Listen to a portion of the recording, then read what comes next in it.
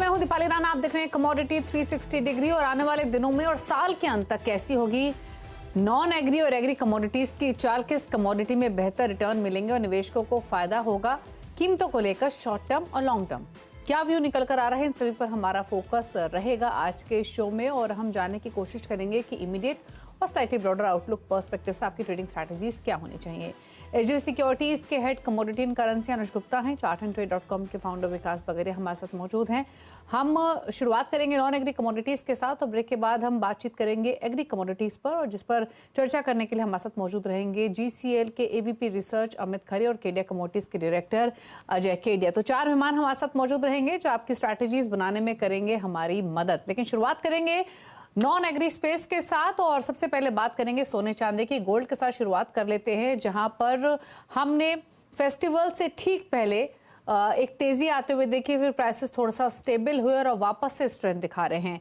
Important ये है कि इस भाव पर भी डिमांड तो इंटैक्ट है ही, लेकिन क्या प्राइसेस यहां से फिर से तेजी की तरफ बढ़ेंगे, क्या रेंज रह सकती है नियर टर्म में या फिर टिल ईयर एंड, इसको समझने की कोशिश करते हैं हमारे दोनों ही एक्सपर्ट से। पहले फंडामेंटल्स पर करते हैं फोकस और बातचीत करते हैं अनुज के साथ। तो अनुज, पहले बताइए सोने के बारे में आपकी क्या राय निकल कर आ रही है नियर टर्म और टिल ईयर एंड, क्योंकि फिलहाल के जो क्यूज हैं वो तो हमने देखे हैं, फिर चाहे वो डॉलर इंडेक्स की चाल हो, बॉन्ड यील्ड का मूवमेंट हो, यूएस में इन्फ्लेशन का डेटा ही क्यों ना हो, या फिर फेड मीटिंग को लेकर आगे क्या एक्सपेक्टेशंस हैं, इस सब पर हम लगातार चर्चा कर रहे हैं। लेकिन फिलहाल क्या रेंज आप नियर टर्म में देख रहे हैं और बाय ईयर एंड आपके क्या टारगेट्स हैं गोल्ड पर? दीपाली जी, गुड इवनिंग। देखिए, लास्ट वीक हमने देखा डॉलर इंडेक्स इंक्रीज हुआ था, बट आज हम देखें तो डॉलर इंडेक्स में गिरावट देखने को मिली और करीबन 10 हफ्तों के निचले स्तरों पर आता हुआ दिखाई दिया है।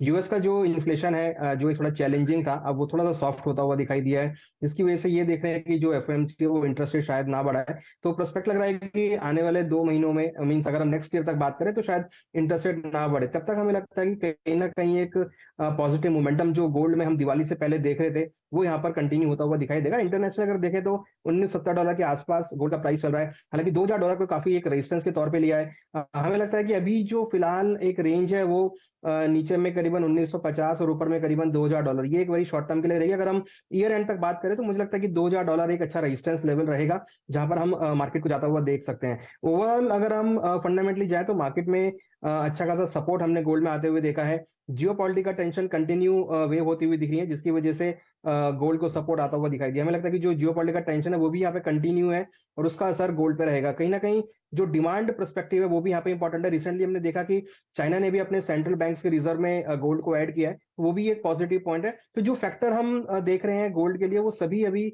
पॉजिटिव आते हुए दिख रहे हैं। तो मुझे लगता है कि अगर हम ईयर एंड तक बात करें तो ट्रेंड पॉजिटिव ही रहेगा और हमें लगता है कि जल्दी ही आपको गोल्ड का भाव 60,800 से लेकर 61,000 तक के लेवल में जाता हुआ दिखाई दे सकता है। $2000 एक डेफिनेटली रेजिस्टेंस है।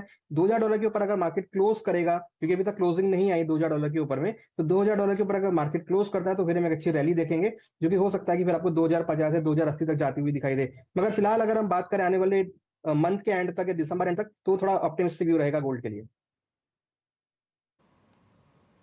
ओके, तो व्यू ऑप्टिमिस्टिक है। $2000 इंटरनेशनल मार्केट्स में एक रेजिस्टेंस है, वहां तक हमने प्राइसेस प्रीवियसली जाते हुए देखे भी हैं, ठीक फेस्टिव सीजन से, फेस्टिव दिवाली से ठीक पहले, और उसके बाद प्राइसेस वापस से थोड़ा सा नरम होते हुए दिखाई दिए। लेकिन अब बात कर लेते हैं चार्ट्स की। फंडामेंटल्स की तो बात हुई, भले ही चाहे जो जियोपॉलिटिकल टेंशन्स हैं वो थोड़ी सी अनवाइंड होते हुए दिखाई दे रही हैं, लेकिन डॉलर इंडेक्स का मूवमेंट, बॉन्ड यील्ड का मूवमेंट, प्लस जिस तरीके का डेटा सामने आया है, यूएस इन्फ्लेशन का एक्सपेक्टेशंस और अब स्ट्रॉन्गर हो गई हैं कि फेड शायद रेट हाइक अब यहाँ से आगे जाते हुए नहीं करेगा, और यही सब फैक्टर्स ने सपोर्ट किया है। डिस्पाइट जो एक सेफ हेवन बाइंग हम देख रहे थे वो फैक्टर अब प्ले में नहीं है। लेकिन चार्ट्स के बेसिस पे क्या रेंज निकल कर आ रही है उस पर करते हैं बातचीत। विकास, बताइए पहले तो गोल्ड पर अगले कुछ दिनों की बात करें या स्लाइटली ब्रॉडर पर्सपेक्टिव से बात करें, क्या रेंज आप near term slightly broader perspective से देख रहे हैं और क्या सजेशंस आप देंगे क्लाइंट्स को? जी दीपाली जी, गुड इवनिंग। पहले तो देखिए, गोल्ड में अभी भी मोमेंटम बुलिश है, क्योंकि लॉन्ग टर्म चार्ट जो गोल्ड के हैं वो पॉजिटिव टेरिटरी में है। तो बाई ऑन डिप्स की रणनीति है गोल्ड पे। डेली चार्ट्स में, टेक्निकल चार्ट्स में अगर मैं देखूं तो 59,500 का इसका डेली चार्ट में प्राइस एक्शन के हिसाब से एक स्ट्रॉन्ग सपोर्ट जोन था, जिसको अभी 2-3 दिन आगे इसने रिटेस्ट करके वहां से एक स्ट्रॉन्ग बाउंस बैक दिया है। तो जैसा कि अनुज जी ने भी बताया कि ये $2000 का जो इंटरनेशनल मार्केट में गोल्ड है वहां पे एक रेजिस्टेंस है। तो गोल्ड अभी टेक्निकल चार्ट्स पे 60,500 60,600 पे एक छोटा सा रेजिस्टेंस प्ले करेगा।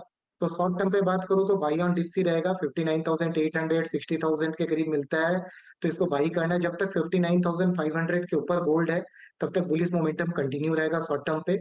शॉर्ट टर्म पे 60,800 और 60,950 तक का टारगेट गोल्ड पे देखने मिल सकता है। और अगर मैं थोड़ा सा ब्रॉडर पॉइंट ऑफ व्यू से बात करूं तो 2000 का जैसे ही रेजिस्टेंस क्रॉस करेगा इंटरनेशनल मार्केट पर, उसके ऊपर सस्टेनेबल करके क्लोजिंग देगा तो 2022 और 2050 डॉलर तक गोल्ड जाता नजर आएगा। तब हम लोगों को एमसीएक्स में ये 61,400 और 61,800 तक जाता नजर आएगा। तो जैसा कि अगर ईयर एंड तक बात करूं तो 61,500 तक का टारगेट दिख रहा है, और शॉर्ट टर्म पे 60,900 तक का टारगेट दिख रहा है। लोअर लेवल पे बाई की सलाह रहेगी जब तक 59,500 का सपोर्ट ही नहीं टूटता है। ओके, चलिए अब बात कर लेते हैं सिल्वर की। सिल्वर भी हमने इंटरनेशनल मार्केट्स में वापस थोड़ा सा सर्ज होते हुए देखा है। बेस मेटल्स का भी यहाँ पर रोल प्ले हुआ है, जहाँ पर हमने बाइंग इमर्ज होते हुए देखी है। और अगर घरेलू बाजार की बात करें तो यहाँ भी प्राइसेस 72,000 के आसपास आए हैं। सिल्वर के लिए सिर्फ बुलियंस का ही नहीं, बेस मेटल्स का ट्रिगर भी काम करता है। क्या आउटलुक है आपका नियर टर्म और टिल ईयर एंड, अनुज? देखिए, सिल्वर में हालांकि अगर आप कंपेयर करेंगे गोल्ड से तो गोल्ड में काफी अच्छी रैली देखने को मिली, बट सिल्वर में उतनी रैली नहीं देखने को मिली, क्योंकि कहीं ना कहीं जो इंडस्ट्रियल मेटल की डिमांड है या फिर जो बेस मेटल की डिमांड है वो कहीं ना कहीं थोड़ी सी कम होती हुई दिखाई दी। मगर अगर आप पूरे साल के बाद अगर अब इस क्वार्टर को देखेंगे तो यहाँ पर हमने चाइना की तरफ से डेटा काफी अच्छा आता हुआ देखा, जीडीपी में सुधार होता हुआ दिखाई दिया है, इकोनॉमी थोड़े रिवाइवल की तरफ आती हुई दिख रही है, तो वो एक इंपैक्ट डाल सकती है। और हमने रिसेंटली देखा है कि चांदी नीचे $22 तक गई थी अभी लास्ट वीक में, और वहां से एक अच्छा रिबाउंड लिया है, करीबन $23.37 तक वापस इंक्रीमेंट आता हुआ दिखाई दिया है। तो मोमेंटम पॉजिटिव है। इनफैक्ट अगर आप बाकी बेस मेटल को देखेंगे, चाहे कॉपर हो, चाहे एल्युमिनियम हो, चाहे जिंक हो, सभी के अंदर एक लोअर लेवल से रिकवरी देखने को मिली है। तो मुझे लगता है कहीं ना कहीं चाइना जो है यहाँ पर बॉटम आउट होता हुआ दिख रहा है। हम पहले भी डिस्कस करते हैं कि चाइना लास्ट क्वार्टर में जो है शॉर्ट कवरिंग आ सकती है, तो वही शॉर्ट कवरिंग अब चाइना में आती हुई दिख रही है। एक रिबाउंड मुझे यहाँ पे लग रहा है, तो उसका इंपैक्ट जो है डायरेक्टली आपको इंडस्ट्रियल मेटल और बेस मेटल पे पड़ता हुआ दिखाई देगा। तो मेरा व्यू यहाँ पर भी ऑप्टिमिस्टिक है। मुझे लगता है कि चांदी के अंदर आपको जल्दी ही $24 से लेकर $25 तक के लेवल आपको देखने को मिल सकते हैं। एमसीएक्स की अगर बात करें तो 73,000 से लेकर 74,000 तक के लेवल आ सकते हैं। उसके ऊपर अगर मार्केट चलेगा तो फिर एक अच्छा मोमेंटम रहेगा, बट हाँ, ट्रेंड यहाँ पर पॉजिटिव है। मुझे लगता है कि थोड़ा बहुत कहीं डिप आता है 72,000 के आसपास तक तो खरीदारी करना चाहिए। 74,000 73,000 74,000 तक के टारगेट आपको देखने को मिल सकते हैं। वहीं दूसरी तरफ अगर हम देखें तो जो डिमांड फैक्टर है वो यहाँ पे इंपॉर्टेंट है, चाहे वो ईवीज में हो, चाहे वो बैटरीज में हो, चाहे आपके जो आपके इक्विपमेंट्स हैं उसके अंदर आओ, तो डिमांड भी यहाँ पे अच्छी बनी हुई है। तो मुझे लगता है कि डिमांड साइड में फंडामेंटली और टेक्निकल दोनों साइड से ही चांदी मुझे अच्छा लगता है। थोड़ा अगर लंबा व्यू किसी को रखना है तो डेफिनेटली चांदी को पोर्टफोलियो में ऐड करना चाहिए। ओके, चलिए, तो ये बात हुई सिल्वर की, और फटाफट से बात कच्चे तेल की भी कर लेते हैं। और कच्चे तेल में हमने थोड़ी सी नरमी आते हुए देखी है। इंटरनेशनल मार्केट्स में अगर आप देखेंगे तो वापस 82 के आसपास आकर प्राइसेस अब स्टेबल हो रहे हैं। ऑलरेडी हमने जो सर्ज देखा था वो मिडिल ईस्ट टेंशंस की वजह से भी उसमें सपोर्ट आते हुए देखा था, लेकिन इंपॉर्टेंट ये है कि क्या इन्हीं लेवल्स के आसपास सस्टेन करेगा या कुछ और प्राइसेस नीचे जा सकते हैं। पहले चार्ट्स के बेसिस पर राय ले लेते हैं विकास के। विकास, बताइए कच्चे तेल पर क्या राय है आपकी 6400 के आसपास फिलहाल ट्रेड करते हुए? टेक्निकल चार्ट्स में जो है क्रूड ऑयल, अगर मैं एमसीएक्स में टेक्निकल चार्ट्स की बात करूँ तो इसने अपने 200 डेमा को ब्रीच किया है, एंड ब्रीच करने के बाद एक अच्छा करेक्शन नीचे 6300 के करीब तक देखने भी मिला। वहां से भी एक बाउंस बैक मिला था, कल 6600 के करीब तक का प्राइस टच किया था। तो जो कि ये अब देख रहा हूँ कि 200 डेमा पे बार बार रेजिस्टेंस ले रहा है। तो 6740 का जो जोन है ये चेंजिंग पोलैरिटी के हिसाब से एक रेजिस्टेंस का काम करेगा। तो जब तक क्रूड ऑयल 6740-50 के ऊपर क्लोजिंग नहीं देता है तब तक इसमें बुलिश बायस देखने नहीं मिलेगा। तो हो सकता है कि एक रेंज पे चले 6200 से 6700 के बीच में।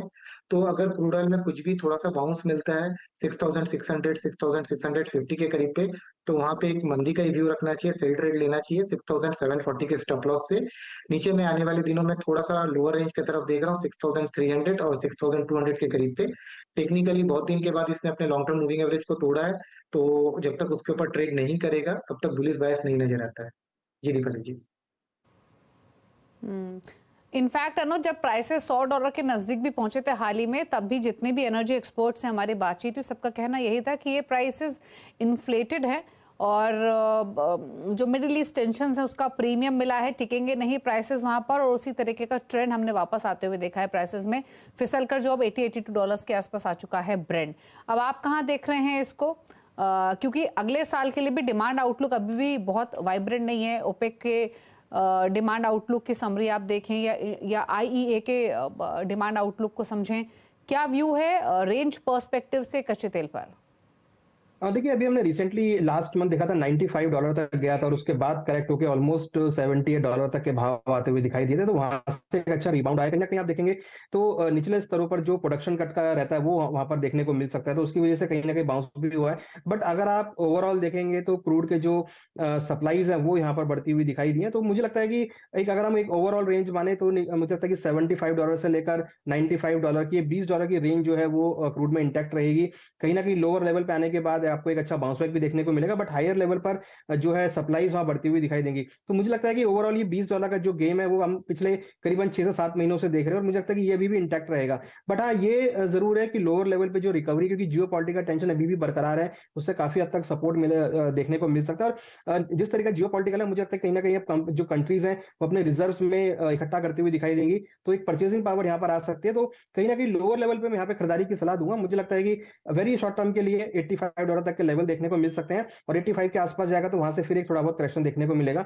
तो शॉर्ट टर्म के लिए 80 से लेकर 85 और एक लॉन्ग टर्म के लिए $75 से लेकर $95 के बीच की रेंज क्रूड में देखने को मिल सकती है।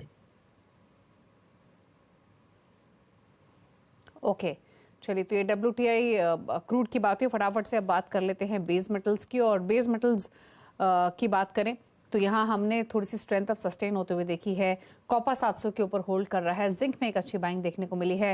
एज अ पैक अनुज की राय लेंगे, लेकिन पहले चार्ट्स पर राय ले लेते हैं, खासतौर से जिंक और कॉपर के विकास से। विकास बताइए, इन दोनों बेस मेटल्स पर क्या व्यू है इन स्तरों से नियर टर्म में, जिंक और कॉपर? मान लीजिए अगर कॉपर में नियर टर्म की बात करूं तो कॉपर का चार्ट बहुत अच्छा लग रहा है। डेली चार्ट्स में ये बार बार 700 के करीब सपोर्ट ले रहा है अपने लॉन्ग टर्म मूविंग एवरेज के पास में, और वहां से बाउंस दे रहा है। बट अपर साइड में अगर देखें तो 715 और 716 का जो जोन है वहां पे ये रेजिस्टेंस भी क्लॉक कर रहा है। बट वैसे टेक्निकल चार्ट्स बहुत अच्छे, तो बाई ऑन डिप्स की रणनीति रहेगी कॉपर में। अगर थोड़ा सा डिप्स मिलता है 708 709 के करीब पे, तो कॉपर में पोजीशन बनाना चाहिए। 705 के नीचे का स्टॉप लॉस रखना चाहिए। हायर एंड में 715 अगर ये क्रॉस कर जाता है तो 719 और 723 तक ये जा सकता है कॉपर। और वही अगर जिंक की बात करूं दीपाली जी, तो जिंक देखिए ऑलमोस्ट ये काफी हद तक नीचे से काफी चला भी है, एंड चार्ट अभी भी बहुत ही रोबस्ट है। एक छोटा सा रेजिस्टेंस देखने मिल रहा है 235 236 के जोन पे। अगर इसको क्रॉस कर जाता है तो 241 44 का घर ये इजीली दिखा देगा। तो जिंक में भी मेरे को लगता है कि बाई ऑन डिप्स ही रखना चाहिए। 228 229 के करीब मिलता है तो 226.50 का स्टॉप लॉस पे इसको बाई करना चाहिए। ओके, चलिए, ये राय रही आपके लिए जिंक पर 233 पर फिलहाल कारोबार करते हुए। चलिए, शुक्रिया विकास और अनुज दोनों का ही, आप दोनों ने नॉन एग्री कमोडिटीज पर अपनी स्ट्रैटेजीज शेयर की। Thank you so much. इसी के साथ एक ब्रेक किस पर फोकस करेंगे, एग्री कमोडिटीज पर। फिर वापस आते हैं छोटे से ब्रेक के बाद। 360 डिग्री, और अब हम बात करेंगे एग्री कमोडिटीज पर, और इसी पर बातचीत करने के लिए GCL के AVP research commodities Amit Khare हैं, केडिया कमोडिटीज के डायरेक्टर अजय केडिया हैं। आप दोनों का ही स्वागत है। शुरुआत करते हैं स्पाइसेस के साथ। तो सबसे पहले कोरिएंडर को लेकर आते हैं आपकी स्क्रीन पर, जहां पर जोरदार तेजी देखने को मिल रही है। और सुबह 11:30 बजे के शो में अमित खरे हमारे साथ मौजूद भी थे और उन्होंने इस कमोडिटी पर खरीदारी की कॉल रिकमेंड की थी अपनी टॉप कॉल्स के तौर पे। अब 8,000 के आसपास आ चुका है भाव। हालांकि यहाँ पर डिमांड और प्राइस दोनों में ही हमने पिछले कई महीनों से लगातार फ्लक्चुएशन देखा है, लेकिन आज की कॉल जबरदस्त रही। अमित की ओर से पूछ लेते हैं अब क्या करना है। तो अमित बताइए पहले तो अभी क्या करना है कोरिएंडर पर, और अगर हम थोड़ा सा ब्रॉडर आउटलुक लेकर चलें तो तीनों ही स्पाइसेस में सबसे कम चलने वाली कमोडिटी ये रही है।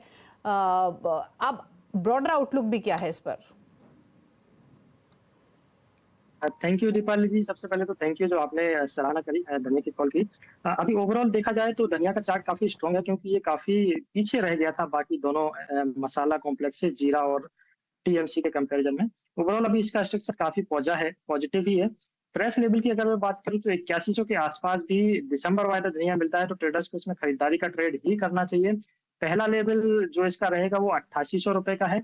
8800 रुपए के ऊपर अगर निकलता है तो प्राइस जो है 9600 रुपए तक ऊपर में जा सकते हैं। स्टॉप लॉस की अगर मैं बात करूं तो 78 के नीचे का एक स्टॉप लॉस लेके चलते हैं। ओवरऑल स्ट्रक्चर काफी पॉजिटिव है, मैं काफी बुलिश हूँ धनिया, स्पेशली धनिया सेगमेंट में। जी दीपाली।